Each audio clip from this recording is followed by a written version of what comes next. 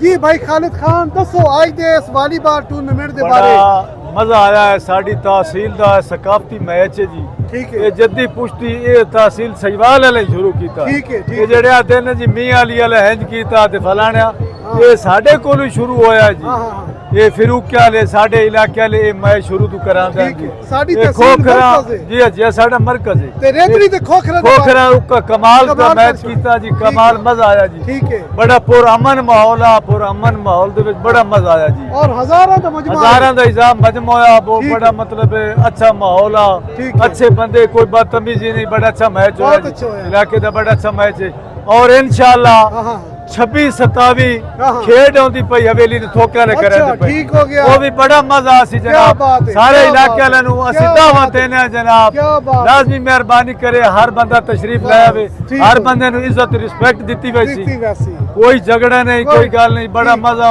माहौल बड़ा अच्छा जी। वो ये जबरदस्त। साडे भाई हैं जी कैसर साहब हाँ, ये हाँ। खेड करवेंद पैन मलक अशफाक साहब बिल्कुल मलक ठीक है। कैसर साहब मलक ननू साहब हैं हाँ, हाँ, जी हाँ। इन्हां दी मेहरबानियां नाल बड़ा साडे ते कोल तुम्हारी जेड़ी रौनक है अल्लाह दे जरा बंदे सोते तोड़ियां मोहब्बतां साडे नाल इलाके दा ये सेहरा मलक हो। ननू साहब ते तोड़ियां मोहब्बतां नाल राइट, साडी राइट, मोहब्बत राइट, राइट। ਅਸੀਂ ਇਲਾਕੇ ਦੇ ਹਰ ਬੰਦੇ ਨੂੰ ਇਹ ਗੱਲ ਕਰਦੇ ਆ ਪੂਰਾ ਅਮਨ ਰਹਿ ਕਰੋ ਹਾਂ, ਹਾਂ। ਅਸੀਂ ਇਹ ਜਿਹੜਾ ਹੈ ਜੀ ਪੂਰਾ ਅਮਨ ਮਾਹੌਲ